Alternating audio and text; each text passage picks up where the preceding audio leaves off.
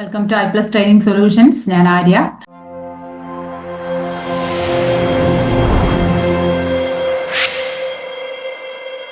അപ്പൊ ഇനി ഞാൻ എത്തിയിരിക്കുന്നത് നമ്മുടെ കേറ്ററ്റ് കാറ്റഗറി 2 സയൻസ് ആൻഡ് മാത്തമാറ്റിക്സിൽ സയൻസിന്റെ 30 ചോദ്യങ്ങളുമായിട്ടാണ്. 2025 ജൂണിൽ നടന്ന എക്സാമിന്റെ ആണ്. അത് ആദ്യമേ പറയേണ്ടതായിരുന്നു, വിട്ടുപോയി.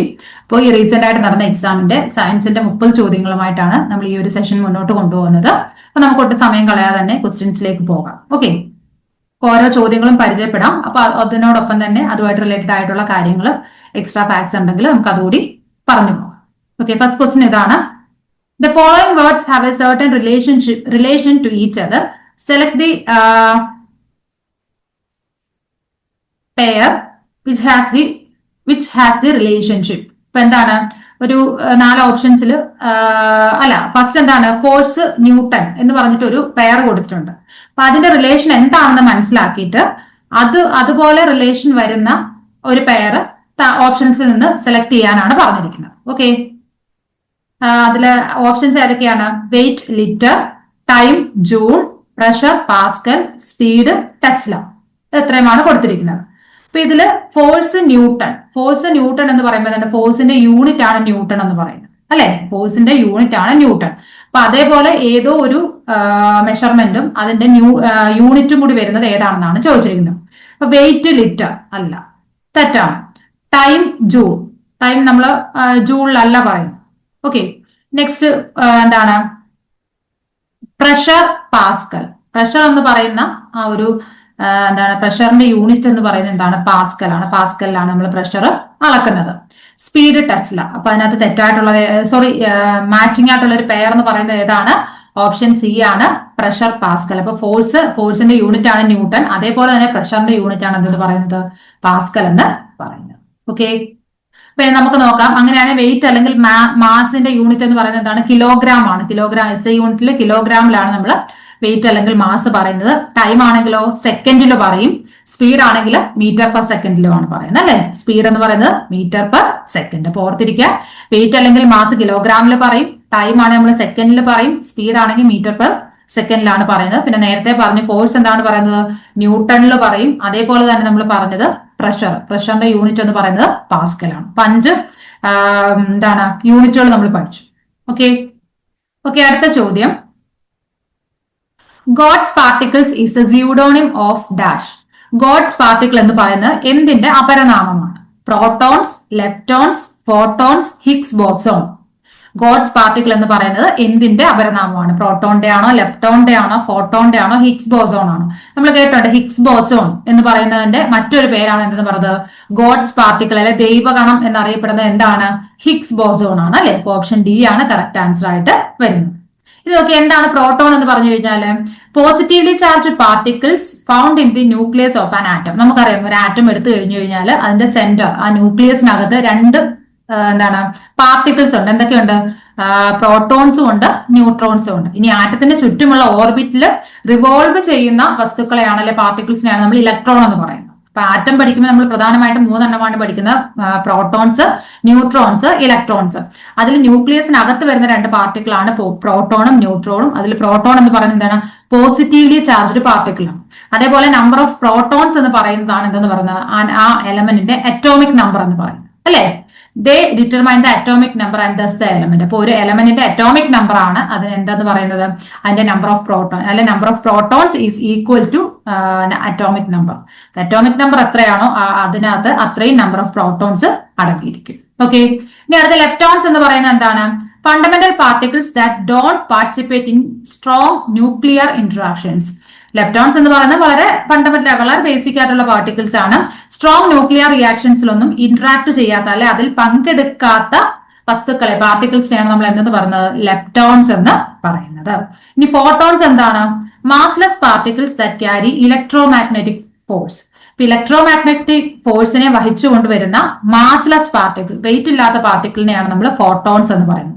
പ്രോട്ടോൺ എന്ന് പറഞ്ഞു കഴിഞ്ഞാൽ പോസിറ്റീവ്ലി ചാർജ് പാർട്ടിക്കിൾസ് ആണ്, ആറ്റത്തിന്റെ ന്യൂക്ലിയസിനകത്താണ് അടങ്ങിയിരിക്കുന്നത്. അതേപോലെ തന്നെ എന്താണ്? അറ്റോമിക് നമ്പറും നമ്പർ ഓഫ് പ്രോട്ടോൺസും ഒരു എലമെന്റിന്റെ സെയിം ആയിരിക്കും, അല്ലെ ഈക്വൽ ആയിരിക്കും. അടുത്ത ലെപ്റ്റോൺസ് എന്ന് പറഞ്ഞു കഴിഞ്ഞാൽ എന്താണ്? സ്ട്രോങ് ന്യൂക്ലിയർ റിയാക്ഷൻസ്, അല്ലെ ഇന്ററാക്ഷൻസിലൊന്നും പങ്കെടുക്കാത്ത ഫണ്ടമെന്റൽ പാർട്ടിക്കിൾസിനെയാണ് നമ്മൾ ലെപ്റ്റോൺസ് എന്ന് പറയുന്നത്. ഇനി ഫോട്ടോൺസ് എന്ന് പറഞ്ഞു കഴിഞ്ഞാലോ ഇലക്ട്രോ മാഗ്നറ്റിക് ഫോഴ്സിനെ വഹിക്കുന്ന മാസ്ലെസ് പാർട്ടിക്കിളിനെയാണ് ഫോട്ടോൺസ് എന്ന് പറയുന്നത്. ക്ലിയർ ആയല്ലോ? അടുത്ത ചോദ്യം ഇതാണ്, the type of drug used to reduce abnormal body temperature. അതായത് നമ്മുടെ ബോഡി ടെമ്പറേച്ചറിനെ റെഡ്യൂസ് ചെയ്യാനായിട്ട് നമ്മൾ യൂസ് ചെയ്യുന്ന ഡ്രഗ് അല്ല മെഡിസിൻ ഏതാണ്? ആന്റാസിഡ്സ് ആണോ, അനാൾജസിക്സ്, ആന്റിബയോട്ടിക്സ്, ആന്റിപൈററ്റിക്സ്? 4 ഓപ്ഷൻസ് തന്നിട്ടുണ്ട്. Antacids, analgesics, antibiotics, ആന്റിപൈററ്റിക്സ്. അപ്പൊ ഇതിനകത്ത് പേര് കേൾക്കുമ്പോൾ തന്നെ നമുക്കറിയാം എന്താണ്, നമ്മൾ ആന്റാസിഡ്സ് അല്ല ആസിഡുമായിട്ട് ബന്ധം. ആന്റാസിഡ്സും വരില്ല, ആന്റിബയോട്ടിക്സും വരില്ല അല്ലെ. ബോഡി ടെമ്പറേച്ചർ റെഡ്യൂസ് ചെയ്യാൻ നമുക്ക് എന്താണ് ആന്റിബയോട്ടിക്കിന്റെ ആവശ്യമുണ്ടോ? ഇല്ല. അപ്പൊ എന്താണ് ആൻസർ വരുന്നത്? ആന്റിപൈററ്റിക്സ് ആണ്. ഓക്കെ, അപ്പൊ നമ്മുടെ body temperature abnormal body temperature reduce ചെയ്യാനായിട്ട് നമ്മൾ യൂസ് ചെയ്യുന്ന ഡ്രഗിന്റെ പേരെന്താണ്? ആന്റിപൈററ്റിക്സ് എന്നാണ്. ഓക്കെ, നമുക്ക് ഇനി ഓരോന്നും ഡീറ്റെയിൽ ആയിട്ട് നോക്കാം. ആന്റാസിഡ്സ് എന്ന് പറഞ്ഞു കഴിഞ്ഞാൽ എന്താണ്? Antacids are medications that neutralize stomach acid providing quick relief from heartburn, indigestion and acid reflux. നമ്മുടെ വയറ് സംബന്ധമായിട്ടുള്ള അസുഖങ്ങൾ, അതായത് അസിഡിക്കുമായിട്ട് അല്ലെ അസിഡിറ്റിക് ആയിട്ട് നമുക്ക് വരുന്ന പ്രശ്നങ്ങൾ, അതായത് ഹേർട്ട് ബേൺ നെഞ്ചരിച്ചിൽ വരാം, ഇൻഡൈജഷൻ വരാം അല്ലെ, നമ്മൾ ഫുഡ് കഴിച്ചിട്ട് അത് നമ്മുടെ വയറിന് പിടിക്കാതിരിക്കുന്ന ഒരു കണ്ടീഷൻ, അതുപോലെ ആസിഡ് റിഫ്ലക്സ്. അപ്പൊ ഇങ്ങനെയൊക്കെയുള്ള വയറ് സംബന്ധിച്ചുള്ള അസുഖങ്ങൾക്ക് നമ്മൾ എടുക്കുന്ന ഒരു മെഡിസിൻ ആണ് എന്തെന്ന് പറയുന്നത്? ആന്റാസിഡ് എന്ന് പറയുന്നത്. They work by increasing the pH of the stomach, making it less acidic. അപ്പൊ ഇത് ശരിക്കും എന്താണ് ചെയ്യുന്നത്? നമ്മുടെ സ്റ്റൊമക്കിന്റെ pH ഇൻക്രീസ് ചെയ്യും. നമ്മുടെ സ്റ്റൊമക്കിന്റെ pH ഇൻക്രീസ് ചെയ്തുകൊണ്ട് തന്നെ എന്താണ് അതിനെ അസിഡിക് അല്ലാതാക്കി മാറ്റും. നമ്മുടെ വയറ്റിൽ എന്തെങ്കിലും അസിഡിക് ആയിട്ട് ചെല്ലുമ്പോഴാണ് നമുക്ക് വയറിന് പല പ്രശ്നങ്ങൾ ഉണ്ടാവുന്നത്. അപ്പൊ സ്റ്റൊമക്കിന്റെ pH ഇൻക്രീസ് ചെയ്തുകൊണ്ട് തന്നെ അതിനെ എന്താക്കി മാറ്റും? ഈ ഒരു അസിഡിക് ആ ഒരു സിറ്റുവേഷനെ മാറ്റിയെടുക്കുകയാണ് ആന്റാസിഡ്സ് ചെയ്യുന്നത്. അടുത്ത അനാൾജസിക്സ് എന്താണ്? Analgesics are medications that relieve pain without causing loss of consciousness. അതായത് നമുക്ക് ബോധം നഷ്ടപ്പെടാതെ തന്നെ പെയിനെ കൺട്രോൾ ചെയ്യുക, അല്ലെ പെയിൻ നമുക്ക് എന്താ പറയുന്നത്, പെയിനെ കുറയ്ക്കാൻ വേണ്ടിയിട്ട് നമ്മൾ യൂസ് ചെയ്യുന്ന മെഡിക്കേഷൻസിനെയാണ് നമ്മൾ എന്ത് പറയുന്നത്? അനാൾജസിക് എന്ന് പറയുന്നത്. ചില ഇപ്പൊ മോർഫീൻ പോലുള്ള ചില എന്താ പറയുന്നത് ഈ പെയിൻ കില്ലേഴ്സ് നമ്മൾ ഇഞ്ചെക്ട് ചെയ്യുകയാണെന്നുള്ളത് നമുക്ക് ബോധം നഷ്ടപ്പെടും അല്ലെ, ഭയങ്കര. അതായത് മോർഫീൻ ഒക്കെ എപ്പോഴും ഇഞ്ചെക്ട് ചെയ്യുന്നത് എങ്ങനെയാണ്? നമുക്ക് ഈ ക്യാൻസർ പേഷ്യൻസ് ഭയങ്കര പെയിൻ വരുമ്പോൾ, പക്ഷെ അത് മോർഫീൻ എടുത്തു കഴിഞ്ഞാൽ എന്താണ്, നമുക്ക് ബോധക്ഷയം വരും, നമ്മൾ പിന്നെ മയങ്ങുകയാണ് ചെയ്യുന്നത്. അപ്പോൾ ഈ മയക്കം വരാതെ നമ്മൾ കോൺഷ്യസ്നെസ് ആയിട്ട് തന്നെ ഇരിക്കാൻ കഴിയുന്ന എന്താണ് പെയിൻ കില്ലേഴ്സിനെയാണ് നമ്മൾ അനാൾജസിക്സ് എന്ന്. അപ്പൊ അത് എടുത്താലും നമ്മൾ കോൺഷ്യസ് ആയിരിക്കും, നമ്മുടെ മൈൻഡ് കോൺഷ്യസ് ആയിരിക്കും. They are commonly used to manage various types of pain from mild to severe. അപ്പൊ എന്താണ്, ചെറിയ മൈൽഡ് ആയിട്ടുള്ള പെയിൻ മുതൽ സിവിയർ പെയിൻ വരെ നമ്മൾ എന്ത് യൂസ് ചെയ്യാറുണ്ട്? അനാൾജസിക്സ് യൂസ് ചെയ്യാറുണ്ട്. ഇനി ആന്റിബയോട്ടിക്സ് എന്താണ്? Antibiotics are medications that fight bacterial infections by killing or inhibiting the growth of bacteria. അപ്പൊ ആന്റിബയോട്ടിക്സ് എന്തിനാണ് നമ്മൾ യൂസ് ചെയ്യുന്നത്? ഇപ്പൊ പനി വരികയാണ്, അല്ലെങ്കിൽ പലതരത്തിലുള്ള വൈറൽ ഫീവർ, അപ്പൊ അങ്ങനെയൊക്കെയുള്ള അസുഖങ്ങൾ വരുമ്പോൾ നമ്മൾ എന്താണ് ആന്റിബയോട്ടിക്സ് യൂസ് ചെയ്യും. എന്തിനാണ്? ഈ ബാക്ടീരിയ പോലുള്ള ബാക്ടീരിയ കൊല്ലാനായിട്ടാണ് നമ്മൾ എന്ത് യൂസ് ചെയ്യുന്നത്? ആന്റിബയോട്ടിക്സ് യൂസ് ചെയ്യുന്നത് അല്ലെ. അപ്പൊ ബാക്ടീരിയ ഒന്നുകിൽ എന്ത് ചെയ്യും? ആ ബാക്ടീരിയയെ കൊല്ലും, അല്ലെങ്കിൽ എന്താണ് അതിന്റെ ഗ്രോത്തിനെ നമ്മൾ തടയും. ആ രീതിയിലാണ് ആന്റിബയോട്ടിക്സ് പ്രവർത്തിക്കുന്നത്. 4 ടൈപ്പ് മെഡിസിൻസ് പറഞ്ഞു. ആന്റാസിഡ്സ് പറഞ്ഞു, അനാൾജസിക്സ് പറഞ്ഞു, ആന്റിബയോട്ടിക്സ് പറഞ്ഞു, ആന്റിപൈററ്റിക്സ് പറഞ്ഞു. ആന്റിപൈററ്റിക്സ് എന്തിനാണ് യൂസ് ചെയ്യുന്നത്? അബ്നോർമൽ ആയിട്ടുള്ള ബോഡി ടെമ്പറേച്ചറിനെ റെഡ്യൂസ് ചെയ്യാനായിട്ടാണ് നമ്മൾ ആന്റിപൈററ്റിക്സ് യൂസ് ചെയ്യുന്നത്. ക്ലിയർ ആയല്ലോ? അടുത്ത question, which is known as green fuel. എന്താണ് ഗ്രീൻ ഫ്യൂവൽ എന്ന് പറഞ്ഞു കഴിഞ്ഞാൽ, അല്ലെങ്കിൽ താഴെ തന്നിരിക്കുന്ന ഗ്രീൻ ഫ്യൂവലിന് എക്സാമ്പിൾ ഏതാണ്? Methane, petroleum, coal gas, hydrogen. ഇതിൽ ഏതാണ് ഗ്രീൻ ഫ്യൂവൽ എന്ന് പറയുന്നത്? നോക്കിക്കേ, എന്താണ് ഗ്രീൻ ഫ്യൂവൽ എന്ന് പറഞ്ഞു കഴിഞ്ഞാൽ, നമ്മൾ ഈ ഫോസിൽ ഫ്യൂവൽ ഉപയോഗിക്കുന്നത് കൊണ്ട് തന്നെ എന്താണ് ഒരുപാട് എൻവയോൺമെന്റൽ പൊല്യൂഷൻസ് ഉണ്ടാകുന്നുണ്ട് അല്ലെ. അപ്പൊ ഈ എൻവയോൺമെന്റൽ പൊല്യൂഷൻസ് വളരെ കുറച്ചുകൊണ്ട് നമുക്ക് പലതരത്തിലുള്ള ഫ്യൂവൽസ് ഇന്ന് മാർക്കറ്റിൽ അവൈലബിൾ ആണ്. അങ്ങനെയുള്ള ഫ്യൂവൽസിനെയാണ് നമ്മൾ എന്തെന്ന് പറയുന്നത്? Green fuels. അപ്പൊ എൻവയോൺമെന്റൽ പൊല്യൂഷൻ തീരെ ഇല്ല എന്ന് പറയാൻ പറ്റില്ല, എങ്കിലും ഫോസിൽ ഫ്യൂവലിനെ അപേക്ഷിച്ച് എന്താണ് എൻവയോൺമെന്റൽ ഫ്രണ്ട്ലി ആയിട്ടുള്ള ഫ്യൂവൽസിനെയാണ് നമ്മൾ ഗ്രീൻ ഫ്യൂവൽ എന്ന് പറയുന്നത്. അതിന് എക്സാമ്പിൾ ഏതാണെന്നാണ് ചോദിച്ചിരിക്കുന്നത്. മീഥേൻ ആണോ, പെട്രോളിയം ആണോ, കോൾ ഗ്യാസ് ആണോ, ഹൈഡ്രജൻ ആണോ? ഏതാണ് ഗ്രീൻ ഫ്യൂവലിന് എക്സാമ്പിൾ എന്ന് പറയുന്നത്? ഹൈഡ്രജൻ ആണ്. ഓപ്ഷൻ ഡി ആണ്, ഹൈഡ്രജൻ ആണ് കറക്റ്റ് ആൻസർ ആയിട്ട് വരുന്നത്.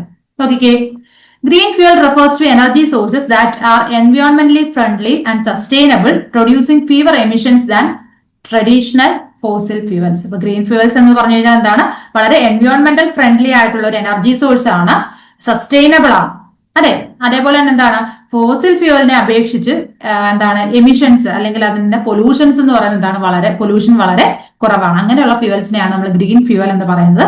അതിന് എക്സാമ്പിൾസ് ആണ് ഇവിടെ കൊടുത്തിരിക്കുന്നത്. ബയോ ഫ്യൂവൽസ് ഉണ്ട്, ഹൈഡ്രജൻ ഉണ്ട്, ഇലക്ട്രിസിറ്റി ഉണ്ട്. ഇതെല്ലാം എന്താണ് ഗ്രീൻ ഫ്യൂവലിന് എക്സാമ്പിൾ ആണ്. ബയോ ഫ്യൂവൽ എങ്ങനെയാണ് മെയ്ഡ് ഫ്രം ഓർഗാനിക് മാറ്റർ. അപ്പൊ പ്ലാന്റ് അല്ലെങ്കിൽ വേസ്റ്റ് മെറ്റീരിയൽസിൽ നിന്നാണ് ബയോഫ്യൂവൽസ് നിർമ്മിക്കുന്നത്. അതിന് എക്സാമ്പിൾ ആണ് എഥനോളും ബയോഡീസലും. ഓക്കെ, ബയോഫ്യൂവൽസിന് എക്സാമ്പിൾ എഥനോൾ ഉണ്ട്, ബയോഡീസൽ ഉണ്ട്. ബയോഫ്യൂവൽസ് പ്രൊഡ്യൂസ് ചെയ്യുന്നത് എങ്ങനെയാണ് ഓർഗാനിക് മാറ്റർ ആയ പ്ലാന്റ്സിൽ നിന്നും വേസ്റ്റ് മെറ്റീരിയൽസിൽ നിന്നും ഒക്കെയാണ് ബയോഫ്യൂവൽസ് നമ്മൾ പ്രൊഡ്യൂസ് ചെയ്തത്. ഇനി ഹൈഡ്രജൻ എന്താണ് ക്ലീൻ ബേണിംഗ് ഫ്യൂവൽ ആണ്. ക്ലീൻ ആയിട്ട് അത് ബേൺ ചെയ്യും. അവിടെ എന്താണ് ഒരു പൊല്യൂഷനും ഉണ്ടാകുന്നില്ല, അല്ലെ എൻവയോൺമെന്റൽ ഫ്രണ്ട്ലി ആണ് ഹൈഡ്രജൻ എന്ന് പറയുന്നത്. Can be produced from water, വെള്ളത്തിൽ നിന്ന് നമുക്ക് ഇത് ഉത്പാദിപ്പിക്കാനും സാധിക്കും. തേർഡ് വൺ എന്താണ് electricity used in electric vehicles. ഇപ്പം നമ്മുടെ മാർക്കറ്റിൽ ഇഷ്ടം പോലെ ഇലക്ട്രിക് വെഹിക്കിൾ അല്ലെങ്കിൽ നമ്മൾ റോഡിൽ നോക്കിയാൽ തന്നെയാണ് സ്കൂട്ടറുകളാണെങ്കിലും കാറുകളാണ് ഇലക്ട്രിക് വെഹിക്കിൾ ധാരാളം അവൈലബിൾ ആണ്. Can be generated from renewable solar അല്ലെങ്കിൽ വിൻഡ്. അപ്പം സൂര്യപ്രകാശത്തിൽ നിന്നോ അല്ലെങ്കിൽ വിൻഡ് എനർജിയിൽ നിന്നോ ഒക്കെ നമുക്ക് എന്ത് ചെയ്യാൻ പറ്റും ഇലക്ട്രിസിറ്റി ഉത്പാദിപ്പിക്കാൻ പറ്റും. അതുകൊണ്ട് തന്നെ അതെന്താണ് റിന്യൂവബിൾ സോഴ്സ് ഓഫ് എനർജിയാണ്. കൂടുതലായിട്ട് ഇലക്ട്രിസിറ്റി ഇപ്പൊ യൂസ് ചെയ്യുന്ന നമ്മൾ എന്തിനു വേണ്ടിയിട്ടാണ് ഇലക്ട്രിക് വെഹിക്കിൾസിന് വേണ്ടിയിട്ടാണ്. ഓക്കെ, ഗ്രീൻ ഫ്യൂവൽ എന്ന് പറഞ്ഞു കഴിഞ്ഞാൽ എന്താണ് എൻവയോൺമെന്റൽ ഫ്രണ്ട്ലി ആയിട്ടുള്ള എന്താണ് പൊല്യൂഷൻസ് ഇല്ലാത്ത തരത്തിലുള്ള ഫ്യൂവൽസിനെയാണ് നമ്മൾ എന്തെന്ന് പറയുന്നത് ഗ്രീൻ ഫ്യൂവൽസ് എന്ന് പറയുന്നത്. അതിന് എക്സാമ്പിൾ ആണ് ബയോഫ്യൂവൽസ്, ഹൈഡ്രജന്, ഇലക്ട്രിസിറ്റി. ബയോഫ്യൂവൽസ് എന്ന് പറയുമ്പോൾ അതിനകത്ത് വരുന്ന ഏതൊക്കെ എഥനോൾ വരുന്നുണ്ട്, ബയോഡീസലും വരും. ക്ലിയർ ആയല്ലോ? അടുത്ത ചോദ്യം, what is the normal P H range of human blood? Human ബ്ലഡിന്റെ നോർമൽ പി എച്ച് റേഞ്ച്. അപ്പോൾ ഇത് വളരെ ഇമ്പോർട്ടന്റ് ആയിട്ടുള്ള ഒരു ചോദ്യമാണ്. കാരണം നമ്മൾ ഏതൊരു ക്വസ്റ്റ്യൻ പേപ്പർ എടുത്തു നോക്കിയാലും ഒരു പി എച്ചുമായിട്ട് ബന്ധപ്പെട്ട ഒരു ചോദ്യം കാണും. അതെന്തെങ്കിലും അത് നമുക്ക് കറക്റ്റ് ആയിട്ട് എന്താണെന്ന് പറയാൻ പറ്റില്ല എങ്കിലും ഇപ്പൊ മെയിൻ ആയിട്ടുള്ള ഹ്യൂമൻ ബ്ലഡ്, സോയിലിന്റെ പി എച്ച്, അല്ലെങ്കിൽ പിന്നെ എന്താണ് ആസിഡിന്റെ P H, alkaline P H, അങ്ങനെയുള്ള പ്രധാനപ്പെട്ട പി എച്ചുകൾ പഠിച്ചിട്ട് വേണം നിങ്ങൾ എക്സാം ഹോളിലേക്ക് പോകാനായിട്ട്. ഒരു പി എച്ച് റേഞ്ചുമായിട്ട് ബന്ധപ്പെട്ട് ഒരു ക്വസ്റ്റ്യൻ മിക്കവാറും ഉള്ള ക്വസ്റ്റ്യൻ പേപ്പറിലെല്ലാം കാണാം. കഴിഞ്ഞ ക്വസ്റ്റ്യൻ പേപ്പർ എടുത്ത് നോക്കിയാൽ നിങ്ങൾക്ക് അത് കാണാനായിട്ട് സാധിക്കും. അപ്പം ഈ വർഷം നമുക്ക് ചോദിച്ചിരിക്കുന്നത് അല്ലെങ്കിൽ 2025 സെപ്റ്റംബറിൽ നടന്ന എക്സാമിൽ ചോദിച്ചിരിക്കുന്നത് എന്താണ് ഹ്യൂമൻ ബ്ലഡിന്റെ പി എച്ച് റേഞ്ച് എത്രയാണെന്നാണ് ചോദിച്ചിരിക്കുന്നത്. ഓപ്ഷൻസ് വായിക്കാം. 7.35 to 7.45, 6.8 to 7.2, 7.5 to 8.0, 6.5 to 7.0. എല്ലാ ഓപ്ഷൻസും കൺഫ്യൂസിംഗ് ആണ്, അല്ലെ? എല്ലാം 6, 7 ആ ഒരു റേഞ്ചിൽ നിൽക്കുന്നതായതുകൊണ്ട് നമുക്കൊരു കൺഫ്യൂഷൻ വരാം. അപ്പൊ ഹ്യൂമൻ ബ്ലഡിന്റെ നോർമൽ പി എച്ച് എന്ന് പറയുന്നത് 7.35 to 7.45.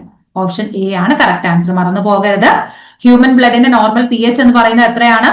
7.35 to 7.45 ആണ്. ഓക്കെ, അടുത്ത ചോദ്യം, chemical formula of calamine is dash. കലാമിന്റെ കെമിക്കൽ ഫോർമുല എന്താണ്? Options calcium carbonate, zinc carbonate, magnesium carbonate, sodium carbonate. 4 carbonate ആണ് തന്നിരിക്കുന്നത്. അപ്പൊ അതില് എന്താണ് കലാമിന്റെ കെമിക്കൽ ഫോർമുല ഏതാണെന്നാണ് ചോദിച്ചിരിക്കുന്നത്. ഏതാണ്? കാൽസ്യം ആണോ, സിങ്ക് ആണോ, മഗ്നീഷ്യം ആണോ, സോഡിയം ആണോ വരുന്നത്? സിങ്ക് കാർബണേറ്റിനെയാണ് നമ്മൾ കലാമിൻ എന്ന് പറയുന്നത്. കലാമിൻ എന്തിനാണ് നമ്മൾ യൂസ് ചെയ്യുന്നത്? നമ്മൾ ഇച്ചിങ്, അതായത് നമുക്ക് ചൊറിച്ചിലൊക്കെ വരുമ്പോൾ അവിടെ ഒരു സൂത്തിങ് അല്ലെങ്കിൽ ഒരു ഒരു കൂൾ ഫീലിംഗ് ഉണ്ടാക്കാൻ വേണ്ടിയിട്ടാണ് നമ്മൾ, അതായത് ചൊറിച്ചിലൊക്കെ വരുന്നത് നമ്മൾ കുട്ടികളുടെ ഒക്കെ ദേഹത്ത് ചെറുതായിട്ട് ചൊറിച്ചിൽ വരുന്ന എന്തെങ്കിലും കലാമിൻ അവിടെ യൂസ് ചെയ്യും. കലാമിൻ പലതരത്തിലുണ്ട്, അല്ലെ? ലാക്ടോ കലാമിൻ ഉണ്ട്, ഹിസ്റ്റോ കലാമിൻ ഉണ്ട്, അങ്ങനെ പലതരത്തിലുള്ള കലാമിൻസ് ഉണ്ട്. അപ്പൊ അതിൽ നമ്മൾ അതിന്റെ എന്ന് പറഞ്ഞാൽ അതിനകത്തൊരു തണുത്ത ഒരു അത് തേക്കുമ്പോൾ ഒരു തണുത്ത ഒരു ഫീലിംഗ്. അപ്പൊ നമുക്ക് ആ ചൊറിച്ചിൽ നിന്നൊക്കെ കുറച്ചൊരു ആശ്വാസം കിട്ടും. പിന്നെ സൺബേണിൽ നിന്ന് നമ്മളെ ഹെൽപ്പ് ചെയ്യുന്നതും എന്ത് തന്നെയാണ്? കലാമിൻ യൂസ് ചെയ്ത് കഴിഞ്ഞാൽ സൺബേണിൽ നിന്നൊക്കെ നമുക്ക് ഒരുപാട് രക്ഷ നേടാനായിട്ട് സാധിക്കും.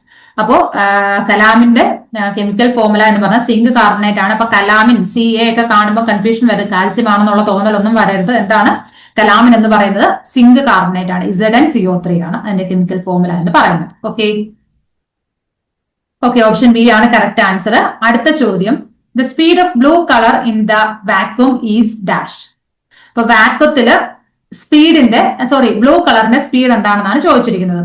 3000 metre per second, less than 3 into 10⁸ metre per second, equal to 3 into 10⁸ metre per second, എന്താണ് greater than 3 into 10⁸ metre per second. അപ്പൊ എന്തായിരിക്കും വരുന്നത്? ബ്ലൂ കളർ വാക്വത്തില് ബ്ലൂ കളറിന്റെ സ്പീഡ് എത്രയാണ്? ഏതാണ് വരുന്നത്? Equal to 3 into 10⁸ metre per second. നമുക്കറിയാം ലൈറ്റിന്റെ സ്പീഡാണ് 3 into 10⁸ മീറ്റർ പെർ സെക്കൻഡ് എന്ന് പറയുന്നത് എന്താണ്? ലൈറ്റിന്റെ സ്പീഡാണ്. അപ്പൊ ബ്ലൂ കളറിന്റെയും സ്പീഡ് എന്താണ്? സെയിം തന്നെയാണ്. 3 into 10 raised to 8 meter per second ആണ്. അപ്പൊ ഇവിടെ നിങ്ങൾ ശ്രദ്ധിച്ച വാക്കത്തിന്റെ സ്പെല്ലിംഗ് ഒന്ന് ശ്രദ്ധിച്ചോളൂ കേട്ടോ. അത് നമുക്ക് ഇംഗ്ലീഷിനൊക്കെ ഒരുപാട് പ്രയോജനം ചെയ്യും. എന്താണ് വാക്കത്തിന്റെ സ്പെല്ലിംഗ് എന്ന് പറഞ്ഞത്? VACUUM ആണ്. ഇതൊക്കെ നമുക്ക് ഈ സ്പെൽ ചെക്കിനൊക്കെ ചോദിക്കുന്ന ക്വസ്റ്റ്യൻ ആണ്. അപ്പൊ അത് ജസ്റ്റ് കണ്ടപ്പോൾ വെറുതെ ഒന്ന് പറഞ്ഞു തന്നേ ഉള്ളൂ. VACUUM ആണ് വാക്കത്തിന്റെ സ്പെല്ലിംഗ്. എല്ലാവർക്കും കൺഫ്യൂഷൻ വരും, ഒരു യുവിന് പകരം എല്ലാവരും ഒരു സി കൊണ്ട് VACCUM എന്ന് പറയും. തെറ്റാണ്. VACUUM ആണ് വാക്കോ. Okay, clear?